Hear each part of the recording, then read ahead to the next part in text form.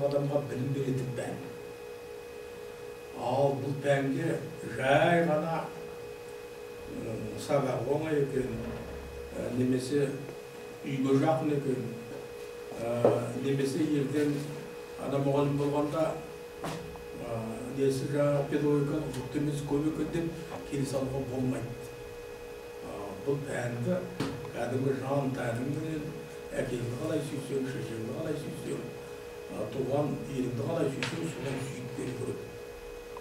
Өйткені бұл пәннен ертең сен сабақ бергенде математика сықылды, физика немесе химия сияқты жай ғана казенный техникалық тілмен сөйлей салмай, оны кәдімгі жүрегіңмен беруің керек. Сенің жүрегіңнен шыққан жаңа әңгіме оқушының жүрегіне жетіп жату керек. Сонда сендер жақсы мұғалім боласыңдар. Енді мен тарих жөнінде толып жатқан әңгімелерден жинаған дүниелерім бар. Соны жылжытып отырып аламын. Келесі екінші слайдымды аш. Мынау гректің Цицерон білесіңдер ғой, ерте дүние тарихын өттіңдер ғой. Цицерон деген тарихшысы история-то свидетель эпох, луч правды, жизнь памяти и послание минувшего деген екен. Көрдіңіздер ме? Сөйтіп тарихтың жаңағы адамның ұрпаққа берілетін ата-бабамыздың тәжірибесі екендігін айтқан. Келесі негізде орыстың атақты тарихшысы Карамзин деген «История-то священная книга народов, главное и необходимое и созерцала и бытия, и деятельности» деп келіп, жаңағы тарих деген бұл қай халықтың болмасын, сол өзінің тарихы, өзінің қасиетті кітабы деген. Ислам дінінің қасиетті кітабы Құран, христиан дінінің қасиетті кітабы Библия, ал қазақтың қасиетті кітабы мұсылман болсаң Құранмен қатар қазақтың тарихы сенің қасиетті кітабың. Оны енді Карамзин айтатын. Келесіңді аш. Сен үндемей ашып отыр. Томас Манн деген немістің кешегі 19 ғасырда өмір сүрген үлкен ғалым адамы «Прошлое это колодец глубины несказанной» дейді. Көрдіңіздер ме? Түбіне жету мүмкін емес. Түбіне жету. Қанша терең қазсаңыздар, сонша білімдеріңіз болады. Василий Осипович Ключевский деген атақты орыстың тарихшысы бұл да.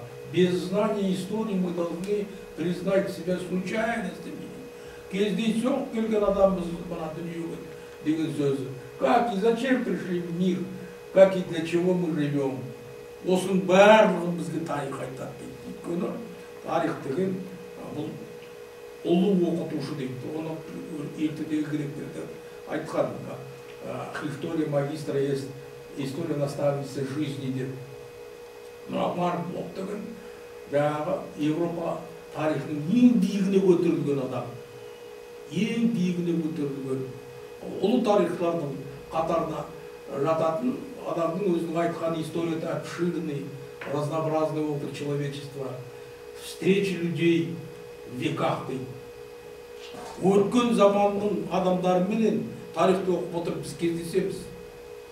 Мәселен, кім Наполеон Бонапартпен сөйлесіп жатыр, кім Әл-Фарабимен сөйлесіп жатыр.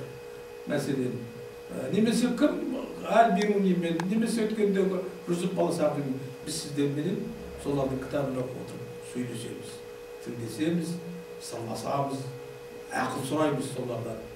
Бәрі сол кітапта жазылып қойған. Жүсіп Баласағұн мен сендерге 1-2 сағат Сарайспы деген кезде сол жерде үйретемін. Чернышевскийдің айтқан сөздері жаңағы мынау адамның дейді ең бір сүйіп оқитыны, ең бір қызығып оқитыны бұл роман, тарихи роман дейді, тарихқа байланысты дейді. Махаббат туралы романды оқисың, сосын сол жерде қалады. Әрине, сол жерде жаңағы сезімге берілесің, аналардың дағдыры сені күйзелтеді, қайғыртады, бірақ ұмытып қаласың. Мынау тарихи романдар сендердің естелігінен мәңгілік қалады. Кармен деген айтады. Тарихшының жұмысы дейді, кабинетте отырып, жылы жерде отырып, жаңағы жазып, кітап жазу оңай сияқты көрінеді дейді жұтқан. Бірақ шын мәнінде дейді, тарихшының еңбегінен ауыр еңбек жоқ дейді. Әрмен деген бұл совет заманында жақсы кинорежиссер болған, толып жатқан фильмдер түсірген, документальный фильмдер. Жаңағы көркем фильм емес, документальный. Енгіліс айтады, мен дейді, бірақ ғылымды білем, дүние өзінде дейді, бірақ ғылымды білем. Ол тарих ғылымы дейді. Ол тарих ғылымының өзі екіге бөлінеді дейді. Бір бөлігі тарихшылардың табиғаттың тарихын зерттейді, келесі бөлігі адамзаттың тарихын зерттейді дейді. Екеуі дейді, бір-біріне байланысты дейді. Бірақ өкінішке орай кеңес заманында Фридрих Энгельстің осы айтқан сөздері ескі алынбады. Табиғатты бөлек зерттедік, адамзат қоғамын бөлек зерттедік. Енді Ахмет Байтұрсынұлы біздің енді ұлы көсеміміз, қазақтың бетқұстар азаматтарының бір әлемдік деңгейдегі саясаткерлердің, әлемдік деңгейдегі ағартушылардың бірі. Мынау таудың биіктігі етегінде тұрғанда байқалмайды дейді. Мәселен, өзіміздің ауылдықын менсіне бермейміз. Шын мәнінде Карл Маркстер мен Фридрих Энгельстер мен қатар тұрған адам Ахмет тарихты қазақша ұлы деректеу болады дейді. Әуезі тобына жатады дейді. Тарихшы қандай болу керек? Тарихи еңбек қандай болу керек? Соған тоқталады. Ең қиыны дейді, әңгіме жаза салу оңай, роман жаза салу оңай, тіпті 6 ауыз өлеңді шығара салуға болады. Талантың болса болды. Ал тарих жазу деген бұл ең қиын шаруа. Өйткені тарихтың негізінде шындық жатыр. Шындықты кім айта алады? Шындықты мен де айта алмаймын, сендер де айта алмайсыңдар. Бір студент әлі бізге айтып көрген жоқ, аға сіздің оқып тұрғаныңызға біз түсінбейміз немесе сіз жаман оқисыз десе, айтыңдар бір мұғалімге 2 жылдан бері айта алмайсыңдар шындықты, ешкім айта алмайды.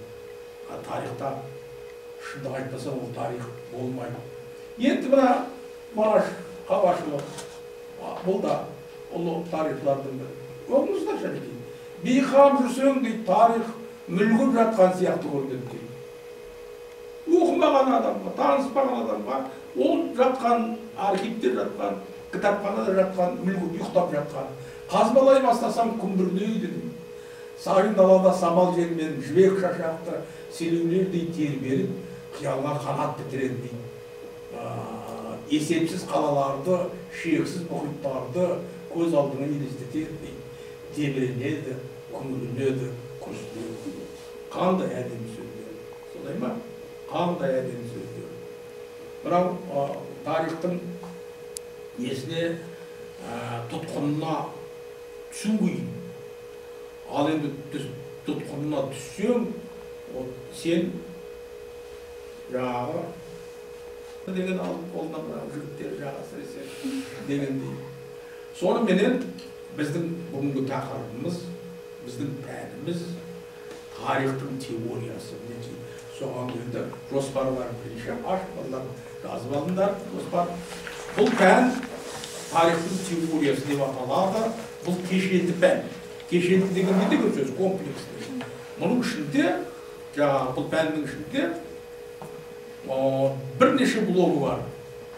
Ол бірнеше блог кезінде бөлек пән болған. Кеңес заманында біз оқыдық, кеңес заманының тарихшысымыз біз. Ол заманда тарих факультетінде теориялық пәндерді оқытқан жоқ. Тарихтың теориясы, философияның бір саласы, тарихи материализм деген сабақ болды. Сол тарихи материализмнің ішінде болатын. Ондай сабақ қазір оқытылмайды. Философияны өттіңдер ме? Философияның ішінде қоғам туралы, қоғамның заңдылықтары туралы, қоғамдағы адамның рөлі, жеке адамның рөлі туралы, тағы басқа қоғамға байланысты, адамға байланысты, жеке тұлғаға байланысты мәселелер айтылмайды. Бұл мынау осы пән бірнеше жоғарғы оқу орындарында ғана өтіледі. Мұндай пән, мәселен, көпшілік педагогикалық институттарда жоқ.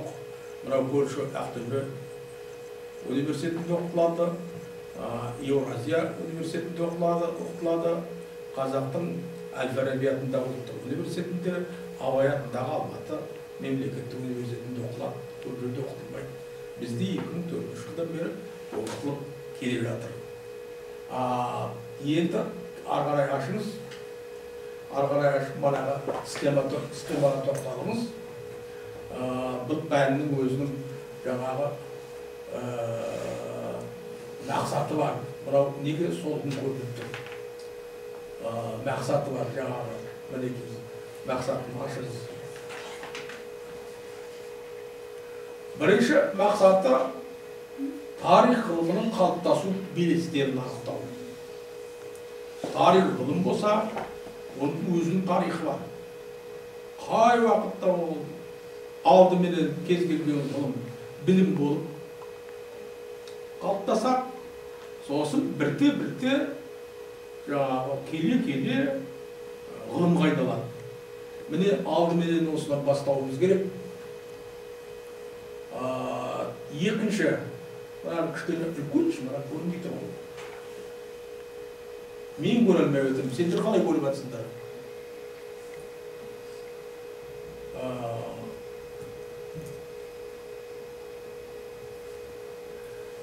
Екінші, тарих ғылымындағы теорияның орны.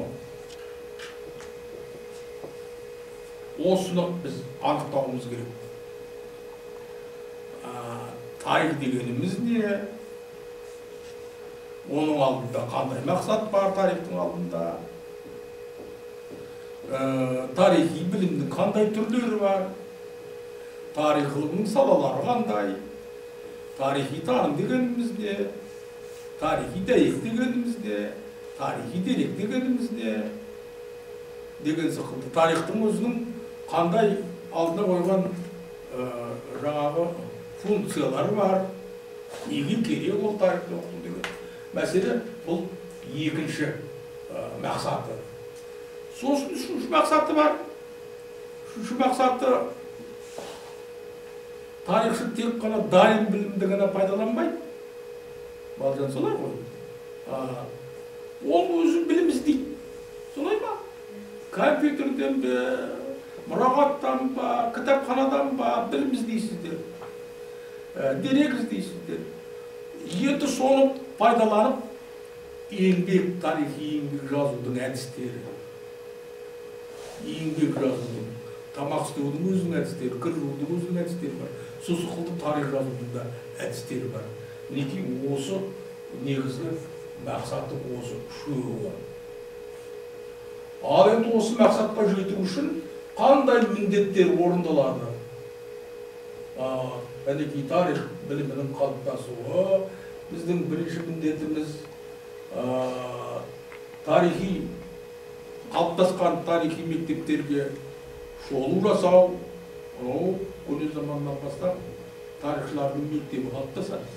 Алдымен бір тарихшы пайда болады, сосын тарихшының айналасында оның шәкірттері пайда болады, соны мектеп деп атайды.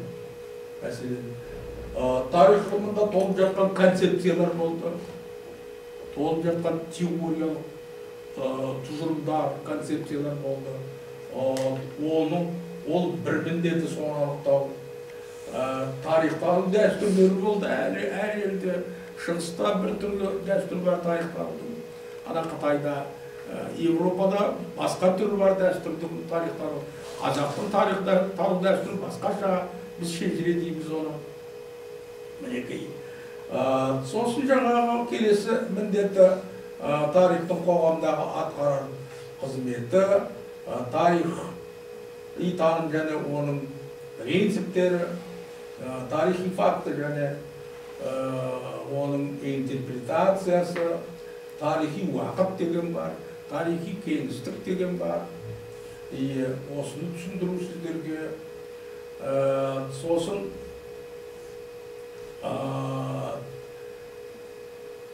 тарихи зерттеулердің әдіснамасы деген бар.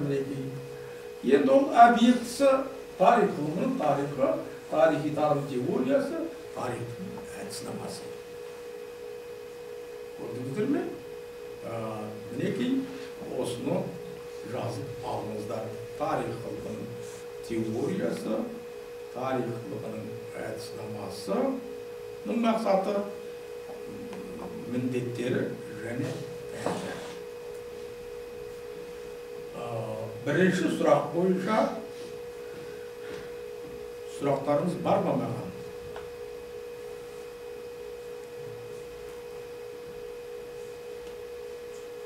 Жоқ, сұрақтарыңыз солай ма?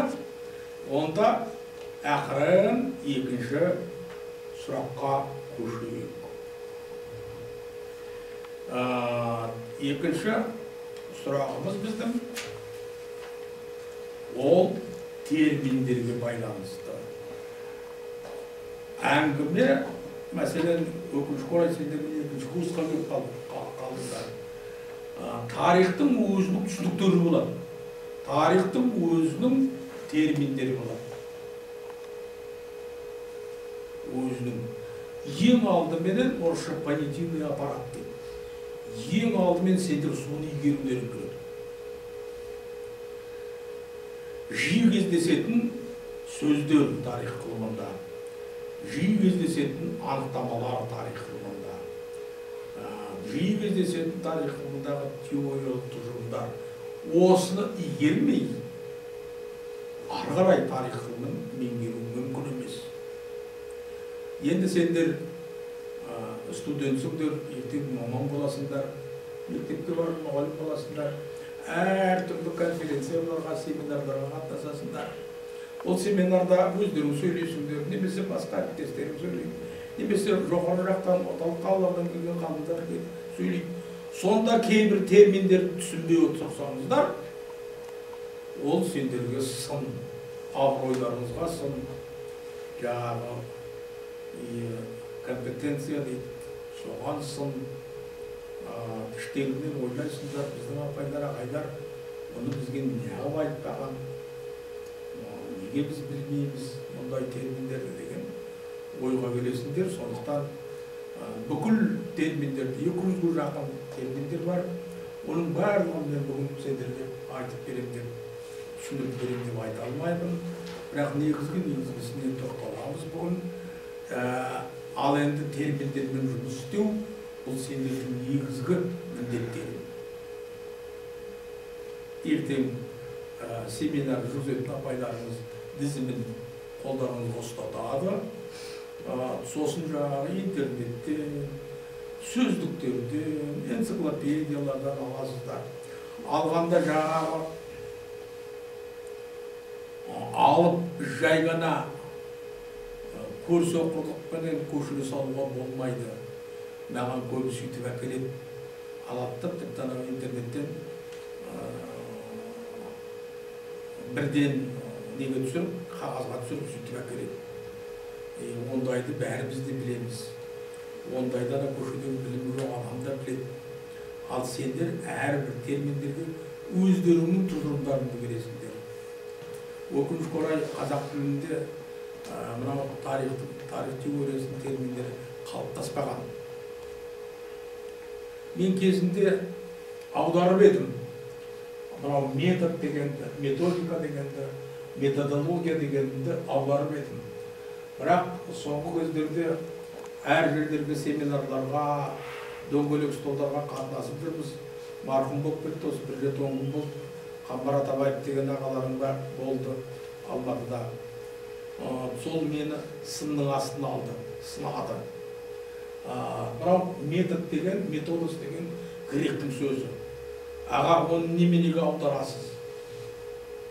Гректің сөзінен, несінен шыққан, тілінен шыққан дүниені біз аудармайық деді. Енді мен оны түсіндім, расында да мүмкін сөйте көру шығар.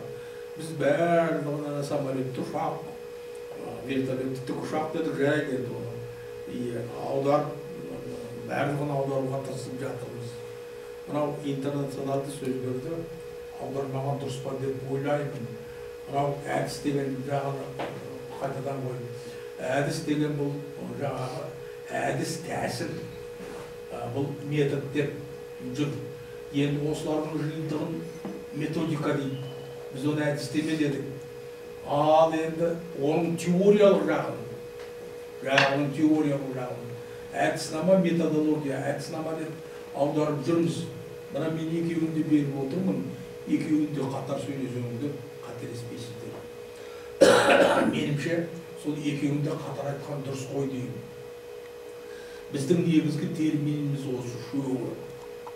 Енді толып атқан әдістердің жиынтығы ол жаңағы методика, әдіс, теме. Ал енді ол жөнінде теориялық тұжырымдар жасайтын болсақ, ол жаңағы теория болып кетеді, оны кейде теория деп атайды. Оған да тоқталамыз қазір. Енді мына тарих ғылымының, тарих теориясының құрамдас бөлімдері бар. Осы құрамдас бөлімдердің барлығында мен оқимын. Біз енді мынау тарихты, жай тарихты оқып жатсыздар. Ол жөнінде келесі лекциямызда әңгіме болады. Тарих дегеніміз не? Оның тарихи сананың қандай түрлері болады, тарихи зерттеулердің қандай түрлері болады, тарихи институттар, тарихи мекемелер, тарих сөзінің мәні деген сықылды, тарихтың салалары, тарихтың түрлері деген мәселені келесі лекцияларда айтамыз. Екінші тарихнама деген бар. Тарихнама деген тарихтың тарихы. Тарихтың мұран жазбалы көріп отырған тарихтың, тарихи мекемелердің тарихы, тарихшы мамандарды дайындау мәселесі. Осының барлығы тарихнаманың еншісіне тиген. Ертең ғылыми еңбек жазасыздар, мақала жазасыздар, диплом, курс жұмыстарын жазасыздар. Кіріспе бөлімінде міндетті түрде тарихнамалық шолу деген болады. Тарихнамалық шолу деген болады. Соны қалай жазу керек? Осында біз үйрететін боламыз. Одан кейінгі әдіснама дейді. Ол әдіснаманы міндетті түрде одан өзі 7-8 лекция бар. Ол әдіснаманы мен сіздерге толықтай түсіндіремін. Жалпы ғылыми әдістер деген болады. Тарих ғылымына тән ғана әдістер деген болады. Философиялық тұрғыдан қарау деген бір әдіс бар. Тарихи процестерге философиялық тұрғыдан қарау деген әдістер бар. Сосын жаңағы нақтылы өзіңнің проблемаңа байланысты әдістер болады. Мәдениет тарихын зерттейтін болсаң, әлеумет тарихын зерттейтін болсаң, соның өздеріне тән ғана әдістері болады.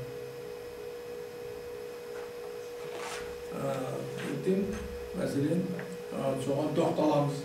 Сосын енді мынау деректану деген үлкен бір пән, бұл да кешенді пән, бұл да теориялық пән, бұл да екіге бөлінеді. Теориялық деректану дейді, практикалық деректану дейді. Деректану практикасы деген бар. Өйткені дерексіз сендер жұмыс істей алмайсыздар.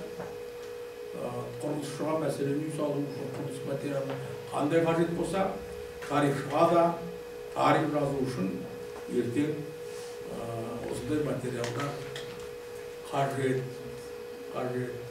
Сондықтан жазып алыңыздар ана тарихи дерек түсінігі, деректерді жүйелеу принциптері, деректерді жіктеу, дерек топтарда түрлерге шолу жасау. Деректердің өзі екі түрлі болады. Жарияланған деректер болады, жарияланбаған деректер болады. Жарияланған деректерді қайдан іздеу керек, қайдан табу керек, қай жерде жатыр. Ол да тығылып қалған бала сияқты іздеу керек. Тығылып қалған бала мен жаққа тығылдым деп айғайлауы мүмкін. Ал тарихи дерек үндемей жатады, оны тауып алу керек бар. Жарияланбаған деректер бар, ол қайда жатыр? Жарияланбаған дерек. Оны іздеп табу әдістер. Оны тапқаннан кейін, әкелгеннен кейін Не істейсің оны? Оны талдау керек. Жұмысыңа пайдалану үшін дүкеннен алып келген картопиянды аршымай салмайсың ғой сорпаға. Сосын алдымен талдайсың, оның қажеттілігін анықтайсың, оның бағасын анықтайсың, ғылыми бағасын анықтайсың, оның мазмұнын талдайсың, сыртқы түрлерін анализ жасайсың. Сөйтіп барып оны пайдаланасың. Бұл мінекей деректану деген пәннің негізгі жаңағы міндеті.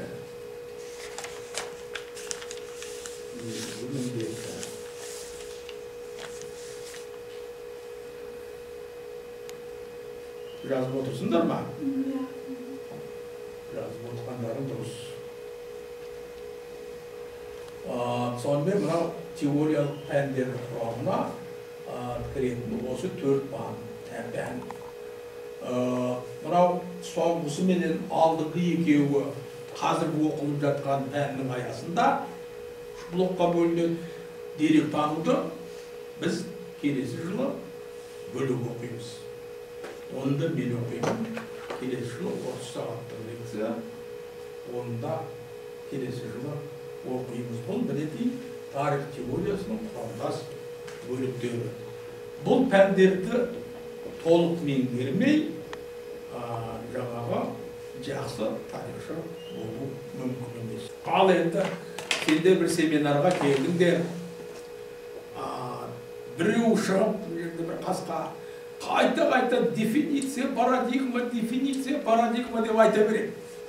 Сонда дефиниция дегеніміз не? Кәнекей, айтыңдаршы кәне, дефиниция дегеніміз не? Бұл жаңағы қазақтың анықтама деген сөз екен. Орысша определение дейді. Бірақ анау қасқалар соны оқып алады да бір жерден сол жаңағы мына сенің құлағыңа, сенің миыңа осындай терминдерменен түбіңе жетеді. Сондықтан осын сендерді білгендерің дұрыс. Дефиниция деген латынның сөзі екен. Белгілі бір заттың немесе құбылыстың басым белгілерін айқындайтын ғылыми немесе техникалық түсініктің қысқаша анықтамасы. Мен енді бір жерге барсам парадигма не деген сөз? Бұл да бір грек сөзі, аударғанда мысал үлгі дейді. Белгілі бір замандағы ғалымдар қауымының көпшілігі қолдаған, қалғандарға үлгі ретіндегі ғылыми жетістіктердің жиынтығы. Келесі бір термин бар, бұл проблема дейді. Проблема. Түсінікті терминсі қылды, солай ма? Оның немене түсінбейтіні бар деп ойлаулар. Кейде қазақша мәселе деп аударамыз. Мәселе деп аударамыз. Бірақ мәселе деген қазақтың термині, бұл проблема деген латынның терминін, гректің терминін аша алмайды. Өте күрделі теориялық немесе практикалық мәселе деді біз. Жалпы белгісі. Егер белгілі бір құбылыс объекті бойынша қарама қарсы позиция ұстанатындар пікірталас болса, ол проблемаға айналады. Ғылыми проблема деген бар. Оған ертең тоқталамыз бұған жағы. Мен жай жалпы түсінік болсын деп жатырмын сіздерде қазір. Ертең бұларға толық тоқталамыз. Қазір сіздерге жай ғана жалпы түсінік болсын деп жатырмыз. Мәселен, егер жаңа проблема дұрыс шешімін тапсын десеңіз, дұрыс проблема қою керек. Бір ақымақтың сұрағына 100 данышпан жауап бере алмайды. Не себепті? Өйткені беріп отырған сұрақ қате. Беріп отырған сұрақ қате. Сондықтан проблеманың дұрыс шешілуі үшін ол проблеманы алдымен дұрыс қою керек. Ал кәнекей келесі гипотеза дейді. Біз енді бұл да гректің сөзі, болжам деп аударамыз. грек қайда жатыр, біз қайда жатырмыз? Біздің сөзімізбенен гректің сөздерінің арасында үлкен айырмашылық бар. Болжам деген сөзді, гипотеза деген сөзді аша бермейді. Кез келген болжамды дәлелдеу керек. Ал егер ол Поппер критерийіне сәйкес келсе, ғылыми болып есептеледі. Поппер критерий деген не? Естіп пендір мұндайды? Поппер критерий деген белгілі бір проблеманың, белгілі бір мәселенің белгілері болады. Егер бір белгісі болмаса, Поппер критерийіне сәйкес келмейді. Ол болжам бол. Кейбір болжам дәлелденбей қалады. Ол дәлелденбесе, дәлелденбесе ашық проблема күйде қалады. Соны мен болжамды дәлелдеу керек. Поппер критерийіне сәйкес келсе ғылым болып есептеледі. Яғни оны сыни эксперимент арқылы дәлелдеу мүмкіндігі бар. Көбіне шындыққа жақын бақылаулар негізінде гипотеза жасалады. Бақылау деген наблюдение, бақылау. Бақылайсың мәселені. Түрден қарайсың, міне, бақылап отырып, жаңағы кейін дәлелденген жағдайда ол анықталған фактігі теорияға айналады. Кәдімгідей теоремаға, теорияға. Дәлелденбесе сол күйі ашық проблема болып қалады. Математикада қазір бұрын жеті есеп жақында біздің Мұхтарбай деген жолдасымыз ашып, 6 есеп қана қалды шешілмеген ашық проблема болып тұр математикада ол.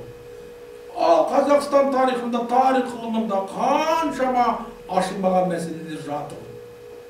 Ашылмаған мәселелер жатыр. Әлі.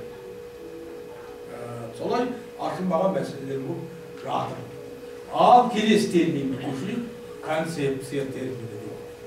Концепция термині. Бұл гректің сөзі, концептус деген сөз гректің. Көне латын тілі кешіріңіздер, концепциум деген ғылымға, айналымға, ғылыми айналымға түсінік ойдан жасалған образ деген мағынаны білдіреді екен. Түсінік ойдан жасалған образ деген. Енді кейде біздің тарихшылар бұны тұжырым деп аударып жүр. Концепцияны тұжырым дейді, теорияны тұжырым дейді. Бұл енді концепция деген өзі теорияға да жақын сөз. Кейде дәлелденген концепциялардың мәселен теорияны деп кетеміз. Мынаны жазып алыңыздар, ғылыми зерттеулердің нәтижесі болып теориялар, заңдар, модельдер, гипотезалар, эмпирикалық тұжырымдар болатындығы белгілі. Әрқайсының өз мәні, мағынасы бар. Бірақ бұл түсініктер бір ғана концепция сөзімен біріктіруге болады. Яғни концепция термині белгілі бір көзқарастардың жүйесі, белгілі бір құбылыстардың, процестердің түсінігі, белгілі бір туындының басты ойы. Енді теория, теорема, концепция бұл сөздер бәрі қатар жүретін сөздер. Қатар жүретін сөздер, теория деген сөз грек тілден аударғанда қарастыру, зерттеу деген сөз екен. Ілім мен идеялар, принциптер жүйесі, синтетикалық білімнің формасы. Синтетикалық білім деген қандай білім? Синтетикалық білімді қалай түсінесіздер? Синтез деген, синтезделген білім. Жинақталған білім. Шашыраңқы білім болады. Ананы білесің, мынаны білесің. Тағы бір дегенін білесің. Енді сол бір жинақталған білім. Бір мәселе жөнінде жинақталған білім. Соның формасы. Ғылымның жинақталған ережелерінің жиынтығы деп айтуға болады. Зерделеніп отырған мәселе бойынша пайда болған болжамдар, түсініктер, анықтамалар өзінің бұрынғы түрлерінен айырылып, бір жүйенің тұтас элементіне айналады. Бір үлкен тарихи уақиға жөнінде толып жатқан болжамдар айтылады. Толып жатқан түсініктері болады оның. Бір үлкен 16 жылғы мәселен ұлт азаттық қозғалыс осы жөнінде. Сөйтіп барлығы жиналып келіп, теорияға айналады, теорияға айналады. Сосын соңғысы теория, тәжірибе, эксперимент арқылы қалыптасады да, солар арқылы жойылады. Яғни теория мәңгілік емес. Келесі, түсінік дегеніміз заттар мен құбылыстардың, қасиеттер мен қатынастардың адам санасындағы бейнесі. Түсінік определение дейді орысшасы. Заттар мен құбылыстардың, қасиеттер мен қатынастарының адам санасындағы бейнесі. Бұл бірінші. Екінші, затты жалпы белгілері бойынша жіктейтін немесе біріктіретін ойлаудың формасы. Затты жалпы белгілері бойынша, затты, құбылысты, процесті жалпы белгілері бойынша жіктейтін немесе біріктіретін ойлаудың формасы. Үшінші түсінігі бар. Түсініктің үшінші түсінігі бар. Оларды эмпирикалық және теориялық түсініктерден бөледі. Екіге. Эмпирикалық және теориялық түсініктер. Арасында олардың шекара жоқ, абсолюттік шекара жоқ.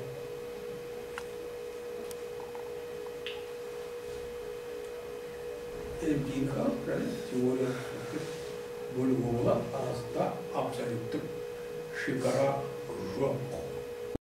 Алғашқы тарихи білім бұл адамзат пайда бола сала пайда болады. Адамның тарихы туғаннан кейін 5 минуттан кейін басталады. Туғаннан кейін 5 минуттан кейін адамның тарихы басталады. Сосын адамзаттың да тарихы, адамзат қоғамы пайда болғаннан кейін бірден пайда болды. Ал енді соны болжамдау, соны жаңағы жинау, жинақтау, келесі ұрпаққа қалдырамын деген ой көне гректерде, мәселен, анау біздің эрамызға дейінгі бірінші мыңжылдықта, көне қытайлықтарда сол заманда басталды. Енді талай дүниелер жазылды, ол жөнінде бізде бөлек лекция болады. Геродоттан бастаймыз. Бұл жақта Қытайдың да Смасян деген атақты тарихшылардан бастаймыз, Конфуцийден бастаймыз. Сөйтіп, осы күнге дейін сол дәстүр келе жатыр. Ал енді бүгінгі айтайын дегеніміз, 19 ғасырдың орта шеніне дейін пайда болған деректің барлығы сол күйінде пайдаланған. Зерттеушілер 19 ғасырдың орта шенінде тарихтың теориясы пайда болады. Сол тарихтың теориясын ғылымға айналдыра бастайды. Бұл әсіресе мынау Польша, Алмания елінде, Германияны Алмания деп атаймыз. Өйткені біздің түрік ағайындар ол елді Алмания дейді. Мінекей осы елде жалпы тарихтың қасиетін, тарихтың мәртебелік міндетін, тарихтың пайдасын немістер қалған халықтарға қарағанда бұрын түсінген. 19 ғасырдың орта шенінде қазіргі Германияның жерінде бірін-бірі түсінбейтін, біріне-бірі бағынбайтын, бірін-бірі жек көретін, бірін-бірі мазақ қылатын, толып атқан ұлыстар мен тайпалар мекен еткен. Мынау тұрған Германия 19 ғасырдың орта шенінде. Осыны біріктіріп бір орталыққа бағынған мемлекетті жасаған біздің тарихшылар, тарихшы ғалымдар. Пруссияның канцлері Бисмарктан сұрапты, мынау Седанның түбінде азғантай ғана неміс әскері қалай жеңіске жетті деп.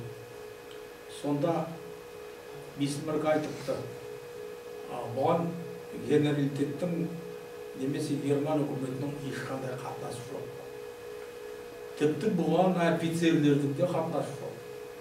Бұл жеңісті біздің қолымызға әперген мектептің мұғалімдері. Мектептің мұғалімдері.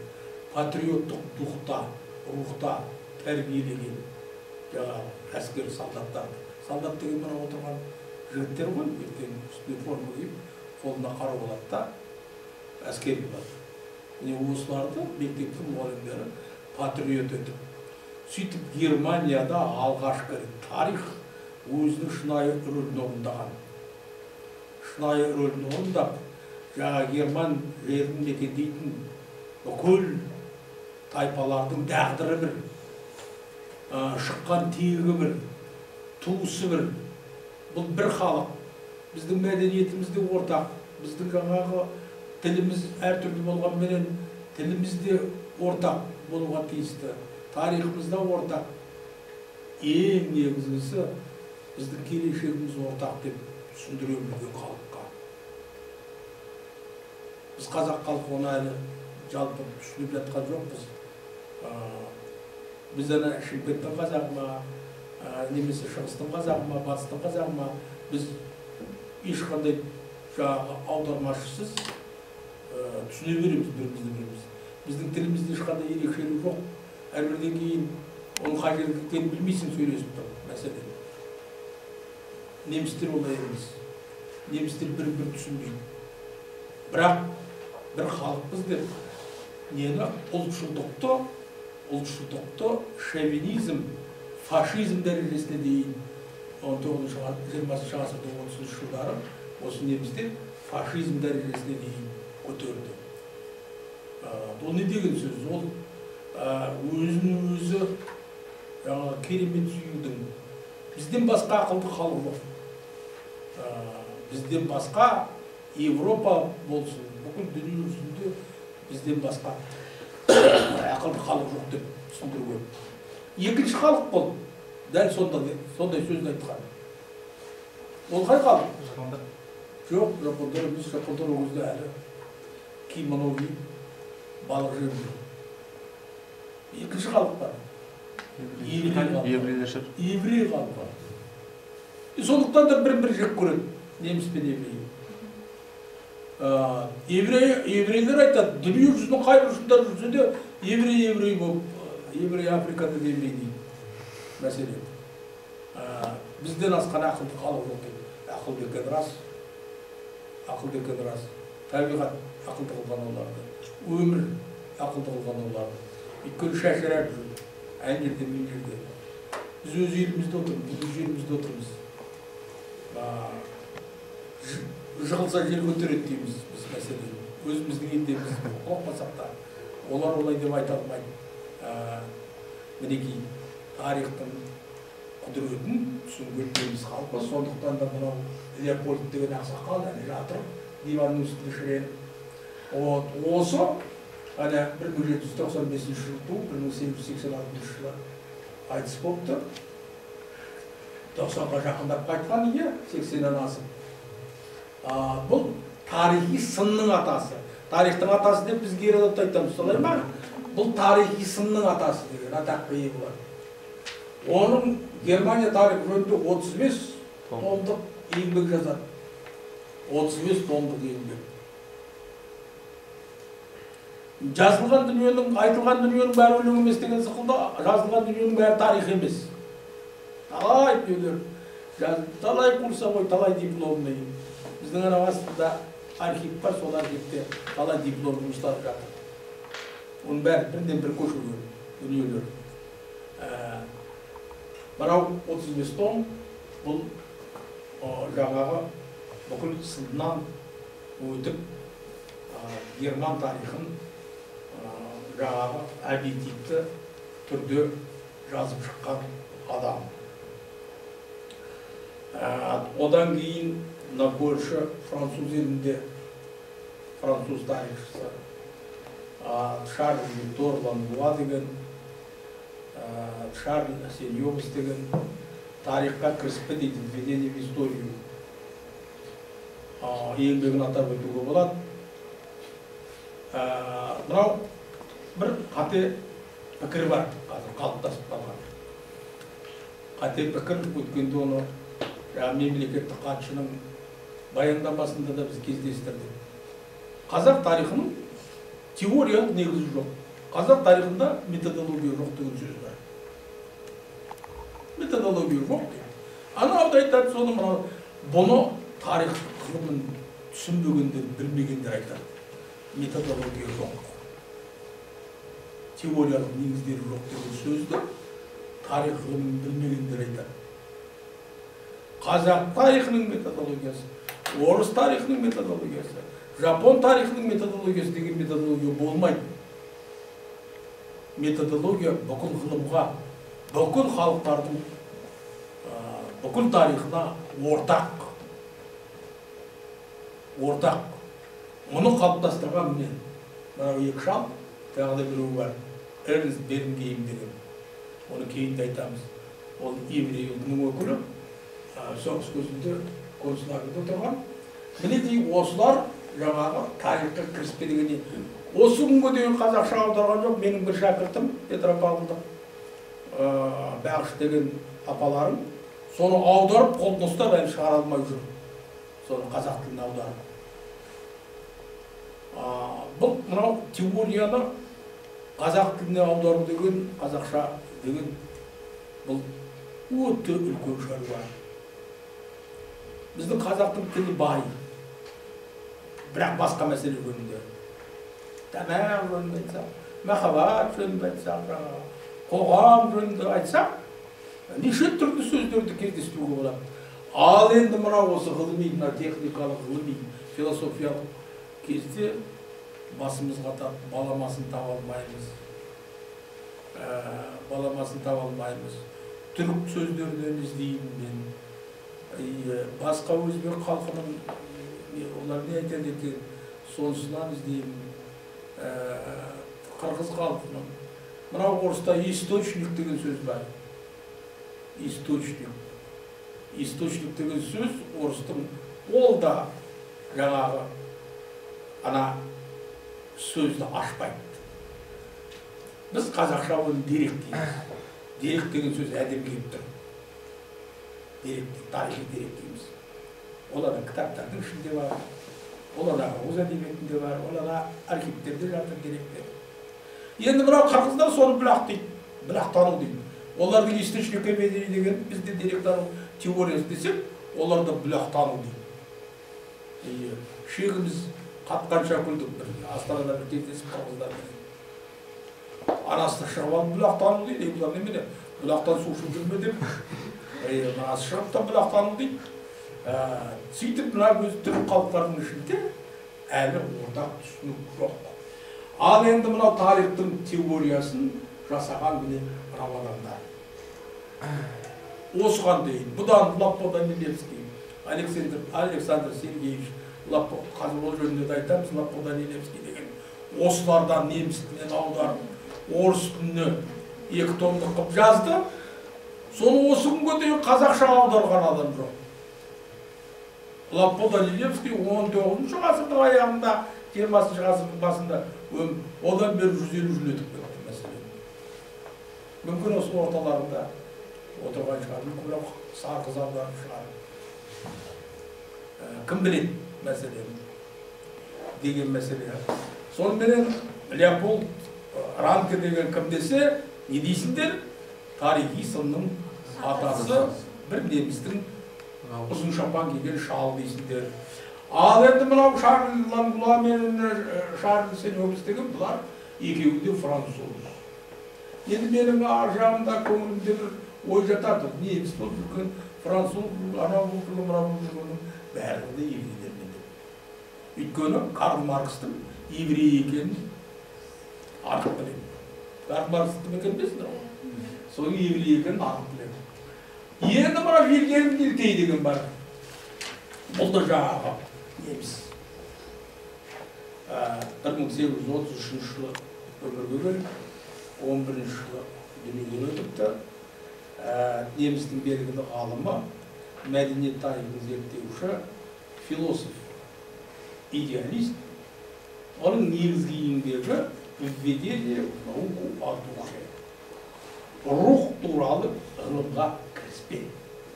Рух туралы ғылымға кіріспе. 1883 жазыпты.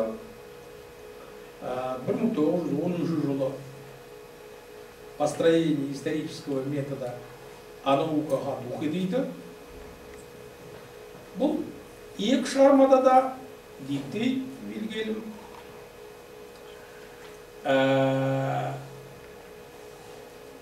рух туралы ғылымның негізін қалайды. Біз енді көбіне жаратылыстану ғылымы менен қоғамдық ғылымдары бір заңдылыққа бағынады дейміз. Бір заңдылыққа бағынады дейміз. Бұл айтады, қоғамдық жаратылыстану ғылымдары құбылысты эмпирикалық талдау негізінде дамиды. Эмпирикалық талдау деген анау хим лабораторияда тәжірибе жасайды. Анау қар суық па, жылы ма, эмпирикалық түрде танисың, солай ма? Ақ па, көк пе, онда эмпирикалық түрде танисың. Ал мынау қоғамның өмірі, қоғам, адамның тарихы, қоғамның тарихын эмпирикалық түрде талдау мүмкін емес. Ол рух, адамның мінезі, халықтың мінезі, менталитеттеріміз, осының барлығын рух туралы. Бұл анау жаратылыстану заңдарынан күрделі. Ол адамның психикасы танып болу мүмкін емес қой. Өзіңнің туған балаңды танымайсың. Танып болу мүмкін емес. Бір адамды танып болу деген, біз мынаны танып болдым, бұның бүкіл шүгесіне дейін білем ғой, мынау отырғаным деп айту қиын. Адамды таным деген, ол шексіз. Енді мынау жаңағы әрине біз бәрімізді өзімізді материалистпіз деп есептейміз. Мүмкін материализмнің дұрыс жерлерде бар шығар. Бұл идеалист ғалымдарда ақымақ емес. Маған толық жазып алып сендердің қолдардан келді ме, келе алмады ма? Жазып алмасақ деректеміз дейсіңдер сосын бұған. Солай ма, солай емес пе? Мен сендерге дайын әкеліп тұрмын. Дилдейдің кім екенін сосын іздейсіңдер. Өйткені себебі сендер неге институтқа кіріп келе жатқанда ислам тұра тұршы деймін. Ол тұрады. Не сұрар екен ағайды. Дилдей деген кім деймін. Мәселен. Кейде Балжан телефондайды маған. Амандығымды білгеннен кейін Балжан айналайын, Дилдей деген кім деп сұрайын. Сонда тұра тұршы ағам, мен дәптерімді қарап алайын деп айтпа. Түнде оятқанда Дилдей. Өйткені бұл теоретик ғалымдарды біз жақсы білуіміз керек. Жазып алғандар. Вильгельм Дилдей дегеннің бұның ілімі жөнінде Төрежанова деген апаларым бар, бірақ университетте істейтін кандидаттық диссертация қорғады. Төрежанова аты София деген апаларым бар, сол есі қорғап шықты кандидаттық диссертациясын. Оның енді көзқарас жөнінде келешектегі лекцияларымызда тоқталамыз. Болдыңыздар ма Дилдейді жазып алып? Біз енді Европаны айтып жатырмыз. Европада бұдан да басқа толып жатқан авторлар болды. Ол жөнінде толығырақ бізде бөлек лекция бар, сол лекцияда тоқталамыз. Бүгін жай ғана негізгілерін ғана атап өтуге көрдік. Европаны енді қоя тұрайық. Енді мына Ресейге қарай ауысайық. Өйткені Қазақстанның тарих ғылымы сол Ресейдің тарих ғылымының бір бөлшегі болып қалыптасты. Кезінде соның бір органикалық бөлігі болды. Солардан біз бөлініп отау болып шықтық. Мен кейде көп орыс тарихшыларын айта бергенде, енді сол орыс халқына үлкен бір махаббатымнан емес, солай деп түсінімді. Өйткені себебі біз әлі қазақтың төл өзінің тарихтану дәстүрін толық танып бола алмай жатырмыз. Біздің тарихтану дәстүріміз басқаша, өкінішке орай. Сол енді кірісіп қазір жатырмыз, соны айналысып жатырмыз. Біздің төл тарихтану дәстүріміз шежіренің негізінде жасалған. Мен сол Керей деген елдің шежіресін 230 қылып шығардық. Соны қарап отырсақ, сол шежіресінің өзінде тіпті анау 14-ші ғасырдағы адамның аттары, оның жаңағы әйелдердің аттары, оның балаларының аттары, жаңағы оның кейбір істеген қылықтары, соның барлығы халықтың жадында. Ол не деген сөз? Ол ауызша ғана сақталмаған. Ауызша дүние олай күрделі жаңағы бізге дейін жетпейді, шігір бүгесіне дейін. Яғни ол шежіре кезінде жазылған. Кейінгі мына 19-ші ғасырдың басына дейін жазылған күйінде жеткен бізге. Сөйтіп барып біздің есімізде қалып отыр. Көрдіңіздер ме?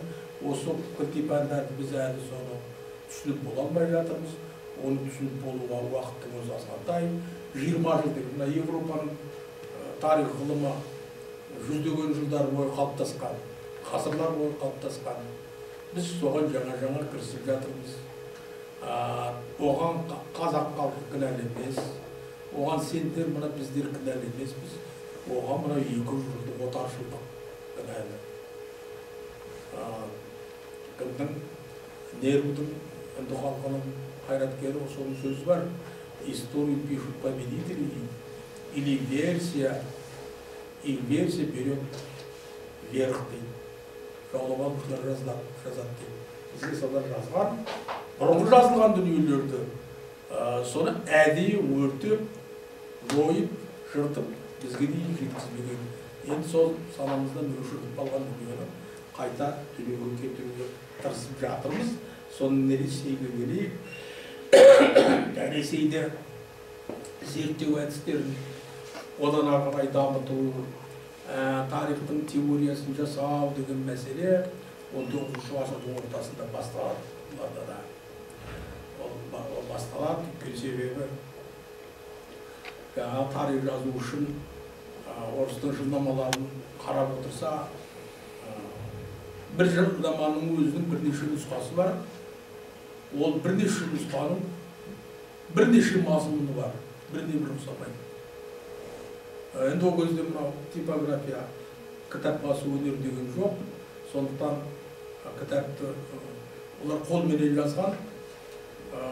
Мәселен, бір кітапты біреу алдымен жазады, бір автор. Одан екіншісі оны көшіреді, одан үшіншісі көшіреді. Оның ана жазу жақсы болса жарайды.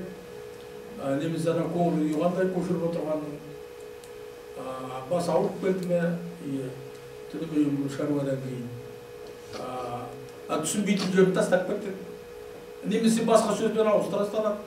Сөйтіп ананың көшірмесі ана түпнұсқадан басқаша болып шыға келеді. Сол кезде жаңағы мынау орыстың тарихшылары қой, бұлай тарих жазуға болмайды. Бұлай тарих жазатын болсақ, біз өтірік тарих жазамыз. Сондықтан оның теориясы керек екен деп алдыменен түсінген Александр Сергеевич Лапко-Данилевский деген кісі осы мына немістің жазған, еврейлердің жазған дүниелердің барлығын зерделей келіп, 2 томдық кітап жазады. Ол 2 томдық кітабының аты методология истории. Ол мынау Совет заманында қамтылған 19-ші жылы қайтыс болады. 19-ші жылы қайтыс болады. Бұл кітабы жақсы жазылған. Енді бір қуантатын жағдай, флешкаларың болса, Нұрлыбек ағаларыңызға айтсаңыздар, осы айтылған дүниелердің барлығы, қазір лекцияның соңында мен әдебиеттердің тізімін беремін, солардың барлығының электронды түрі бізде бар. бізде бар. Соның барлығын өздеріңнің флешкаларыңа салып алыңдар. Сосын аға мен орысша түсінбеуші едім, орысша білмеуші едім, орысша аудара алмай жүрмін деген сөзді айтпаңдар. Мен орысшаны 15 жасыма келгенде үйрендім. Сендер 20-дасыңдар, сендер де үйреніп аласыңдар.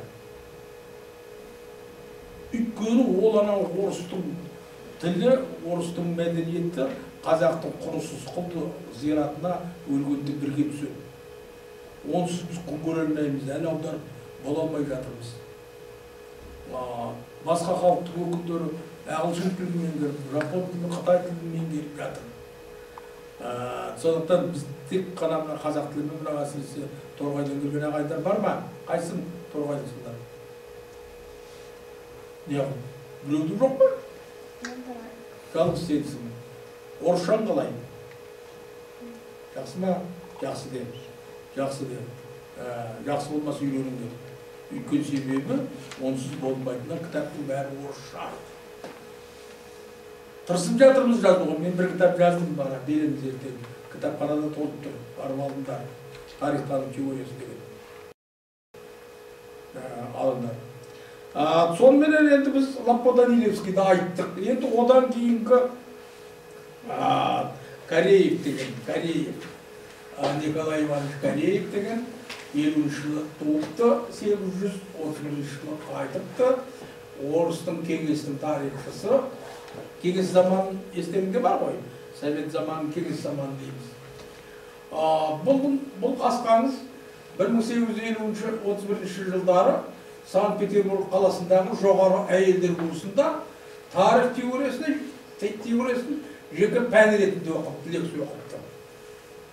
Бестужевский курсы дейді. Естеріңізде бар ма? Или институт благородных девиц деген жаңағы оқу орны болған. Оған біздің қазақтың қыздар да бітірген. Санаулы 20 шақты жылына қыздар алады оны оқуға. Соның үшін де қазақ қыздар да көп оқыған. Революцияға дейінгі қазақ қыздарының білім деңгейі өте жоғары болған. Өте жоғары болған. Оның история, теория исторического знания деген кітабы, историология, теория исторического процесса деген кітаптары дүйім жұртқа мәлім болып, орыс тарихнамасына кіргізілген үлкен үлес болып есептеледі. Өкінішке орай мына кеңес заманында тарихтың теориясы жеке пән ретінде өзінің статусынан айырылып қалды. Ол марксистік лениндік философияның бір бөлігі болып кетті. Бұл жағдай 20 ғасырдың 60-шы жылдарына дейін созылды. Тек КСР-ны Хрущев билеген жылдары мұндай тақырыптарға ғалымдар қайта оралады. Кеңес үкіметінің белгілі ғалымдары болып есептелетін Кон, Даниловтың мақалалары менен кітаптары шыға бастайды. «Вопросы истории» деген журнал болған.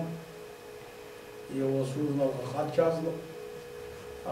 Сөйтіп, жаңағы осы жылдары, 60-70 жылдары әдіснама ғылымы қайдадан оқу жоспарларына кіре бастайды.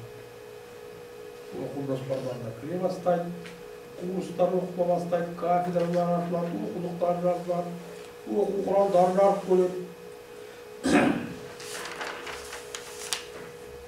80-ші жылдарында өткен ғасырдың тарих әдіснамасы бойынша ауызшұтарлық еңбектер жарық көрді. Бұрын қалыптасып қалған концепцияларға өзгерістер енгізілді. Европада да Яспер сықылды, Арнольд Тойнби сықылды, Бродин сықылды, Люсьен Февер француздың ғалымы. Бұлар жаңағы атсалысып осы 30-шы, 40-шы, 50-шы, 60-шы жылдары өткен ғасырдың бұлардың да еңбектері жарық көре бастайды.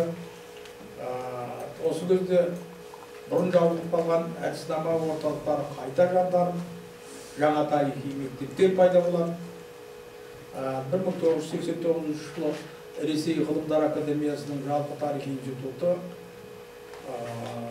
алғашқы рет әдіснамада ғылыми журнал шығара бастайды. Ростов-на-Дону деген қалада, Томск қаласында, Минск қаласында жаңа орталықтар пайда болады. Ең жаңағы өте бір жемісті қызмет атқарған бұл Москва университетінің жанындағы тарихнама және деректану кафедрасы болды. Мұны меңгерген имам керек, біреуіне керек емес, бірақ бұл кісі көңіл аудармайтын, келіп сөйлесін лекциясын оқып кететін. Бұл тарихи зерттеулерге математикалық әдістерді кіргізу деген мәселені көтерген адам Иван Дмитриевич Ковальченко. Мұның өзінің дағдырға қызық. Соғыс кезінде болған Совет одағының батыры деген атақ ұсынады. Сөйтсе оны біреулер айтады, ой, ол өліп қалған. Ол өліп қалған адамға беріп керемін деп. Сөйтіп ол қағаз қалып қояды, ол өлмейді. Келіп ол Москва университетіне келіп студент оқуға түсіп, бітіріп, артынан барып өзі дүниеден озарда барып сол қағазды тауып алған ғой. Ақыры сол мені Совет одағының батыры деген атақты ала алмай өмірден озды, кетті. Енді оның шәкірттері қалды. Селунская деген проблема методология историяны жазды. Бородкин деген болды. Сосын тағы сосын толғатқан жас ғалымдар болды. Олардың дағдылығының не болды, не қойғанын білмеймін. Енді келесі бір үлкен бір ғалым Геннадий Михайлович Иванов деген ашыңыз. Енді оның өмір баянында баяқ қойыңдар. 29 жыл Примор өлкесіндегі Уссурийск қаласында туған, 51 жыл Томск мемлекеттік педагогикалық институтының тарих факультетін бітіреді. Еңбек жолын Томск университетінің философия кафедрасында оқытушылық қызметтен бастайды. Қалған ғұмырында осы институттағы оқытушы болады. Мына Томск қаласы деген, Томск университеті деген ең әдемі жаңа ғимарат. Томск мен болдым, оның 100 жылдығында болдым.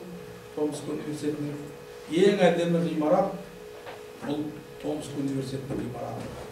Сосын ең бір тамаша колоннамен салған, ескі стильменен салған бір тамаша ғимарат бар, дәл қаланың ортасында.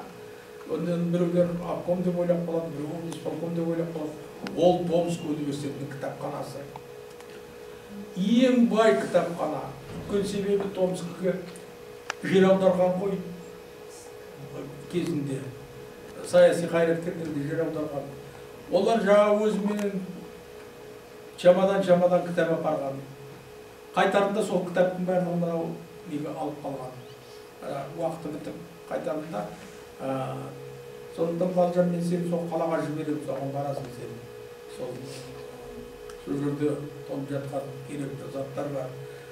72 жылы Қарағанды университеті ашылғанда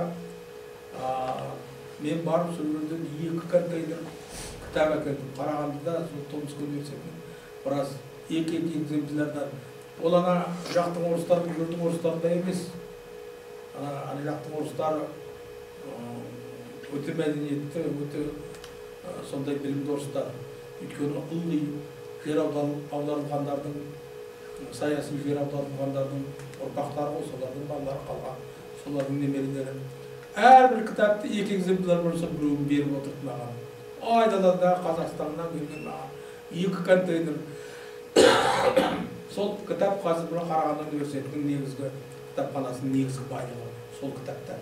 Колокол деген өз 5-ақ нөмірі шыққан журнал. Естеріңде бар ма Колокол деген? Соның бір нөмірі Қарағандыда бар қазір. Томскіден мен әкеп соған тапсырғам. Бұл Иванов деген сол жерде қызмет істеп, сол жерден қайтқан. Анау жазып алыңыздар соңғы кітаптары исторический источник, исторические познания, сосын методологические проблемы исторического познания деген 2 кітабы бар. Бұл өте қажетті кітаптардың біреуі. Енді Барх Михайлов Абрамович деген. Фамилиясына да қараңдар, атына да қараңдар. Ұлты кім деп ойлайсыңдар? Өзі Абрам болса, фамилиясы Марк болса, бұл да еврей, 15-ші жылы Украинада туған, 91-ші жылы Москвада дүниеден озған. Поэты рождаются в провинции, дейді, умирают в Париже, дейді француздар. Сол сықылды атақты ғалымдар әнжеден бежеде туатта Москваға барып дейді. 36 жылы Киев педагогика институтын бітірген, 39 жылы Харьков университетінің тарих факультетінің педагогикалық институтында, 56 жылы Москва мемлекеттік педагогикалық институтында қызмет істейді. Барктың жазған кітабы «Категории и методы исторической науки, эпохи и идеи, становление историзма» деген кітаптар бар. Бұл кітаптың электронный варианты бар. Бір оқып шығу соны сендерге міндет. Бір оқып шыққаннан кейін аға жақсы екен түсіндім десеңдер, мен нанбаймын. Өйткені мен әлі өзім түсініп болған жоқпын. Сондықтан оны бірнеше. Бірақ бір оқып шығу міндет сендерге. Бір рет оқып шығу міндет. Түсіндің бе, түсінбедің бе? Сендердің кінәларың емес. Мен не деген ақымақпын деп оған сендер ренжімеңдер. Метропаж деген не деген спектакльді көрдіңдер бе? Қазақ театрында болған. Театрға бармайсыңдар, ше? Сонда ана гостиницаның директоры Метропаж деген күтеді ғой, Метропаж. Ойлайды үлкен бастық екен деп. Оған керемет сый жасайды, сияпат жасайды. Сөйтсе анау неден типографияда әріптер ретінде Метропаж дейді екен. Метропаж деп атайды екен, әріптер ретінде. Сосын артынан біледі ғой енді, бір жет араған қамқорлық жасап, сияпат жасап, жақынып сөйтіп жатыр ғой енді үлкен бастық деп. Сонда артынан неғылған ақымақпын. Алла тағала мені неге осындай ақымақ қылып жаратты? Менің мынау өмір сүргенімнің өзі қате ғой. Осындай ақымақ адам өмір сүруге құқы бар ма деген пікірге келеді. Ақымақ, өзінің ақымақтығын түсінсе, ол ақымақ емес. Солай ғой. Сондықтан ананы оқып шығып, түсінбесеңдер өздерің жер болып қалмаңдар. Жер болып қалатындар бар, құрсын, енді оқымайды. Ондай түсінбейтін дүниенде. Оны 2 рет оқысын, 3 рет оқысын, 4 рет оқысын. Мүмкін мен сияқты 70-ке келгенде түсінуілері мүмкін. Бірақ әйтеуір бір түсінесіңдер. Оқыңдар, сондықтан сендерге ғана беріп жатырмын. Ал енді келесі Ерофеев деген бар, Николай Александрович. Суретім мен мұны таба алмадым. Бұл да бір керемет адам, жалпы тарих институтында істеген, Ресей ғылымдар академиясының. Ол сұрақ қойған, что такое история, тарих деген не деген кітап бар. Мұны Эдвард Карда жазады, оны да айтамыз, Эдвард Карда, ағылшынның ғалымы. Что такое история дейді. Мен осы сұрақты қояйын сендерге қазір. Осы отырған 14 баланың 14 түрді маған жауап беріп, бөлік кабинетіме шақырып алып сұрасам, тарих деген не деп. Қарып тұрдым. Жауап беріп. Бұл кітабында ол 4 тараудан тұратын тарихи зерттеу жұмыстарының әдістері мен тәсілдері, тарих ғылымының әдіснамалық және философиялық проблемалары, тарих ғылымының қоғамдық ғылымдар арасындағы орны, оның идеологиялық күрестегі пәрменді құралы жөнінде сөз қозғайды. Әрине, бұл кітап кеңес заманында жазылған, сондықтан марксистік, ленинистік методология тұрғысынан жазылады. Келесі бір қызық адам Полетаев Андрей Владимирович деген. Бұл бейшара үлкен бір беделді жақсы семьяда туған, кітап шкафының артында жатып өскен, әкесі де профессор, шешесі де профессор, доктор, ғылым докторлары. 52-ші жыл туып, 2013 жылы бейшара деп тұрған, ғұмырының қысқалығы, неше жыл өмір сүрген сонда.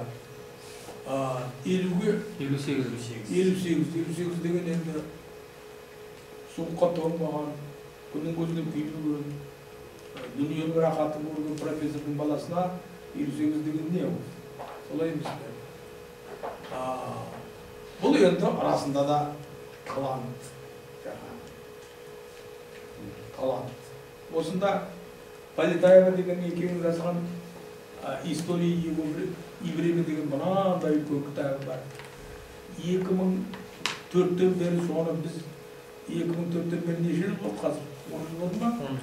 10 жыл оқып келе жатырмыз қазір соны. Жыл сайын мен балаларға оқыңдар деймін, алам, анандай үлкен өзі тосып болдар да. Сендерге алыңдар, кітаптардан соны оқыңдар. Бұл өзі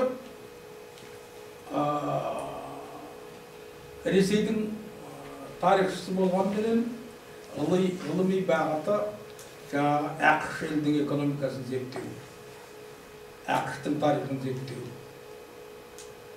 Кейін Савельев екеуі қосылып тарихтың теориясы және әр замандағы даму сипатына көңіл аударады. Соның нәтижесінде 700 беттен тұратын өздерінің атақты «История еврея» кітабын жазады. Бұл ғылымтанудағы салыстырмалы әдістерді пайдаланудың классикалық түрі.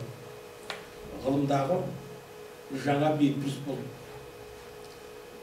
Ол өзі тарихи теориялық зерттеулер гуманитарлық институты деген институт құрады. Ғылыми зерттеу институты. Тарихи теориялық зерттеулер гуманитарлық институты дейді. Өзі өлгеннен кейін осы институтқа оның аты берілді. Енді оның жанындағы келесі нақ Савельева Ирина Максимовна деген, бұл да тарих ғылымының докторы. Негізгі мамандығы тарих ғылымының әдіснамасы, әлеуметтік білім, идеялар тарихы, Европа және ақш тарихының тарихнамасы. Бізді қызықтыратын жаңағы Полетаевпен бірге қосылып жазған «История еврея» деген, «Поисках утраченных» деген кітабы. Бұл кітапты біз енді сіздермен оны директорында да оқимыз, әдіснамада да соны оқимыз. Келесі мынау Репина Ларина Петровна деген.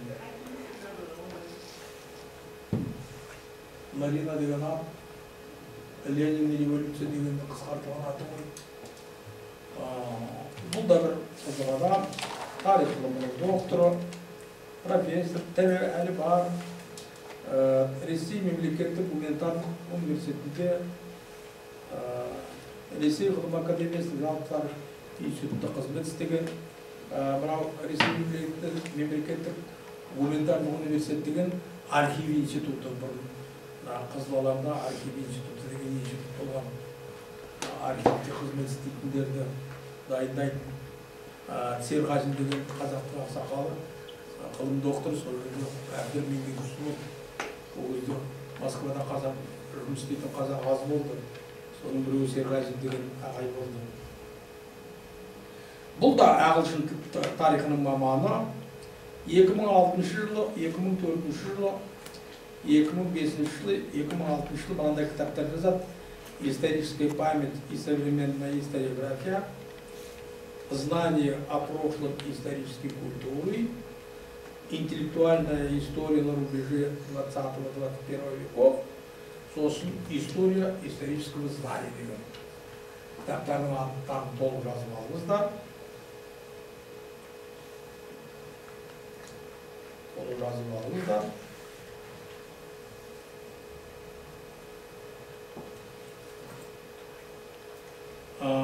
Бірнеше оқулықтардың, оқу құралдарының авторы, оқу құралдары, оқулықтары сондай жеңіл тілменен жазылған.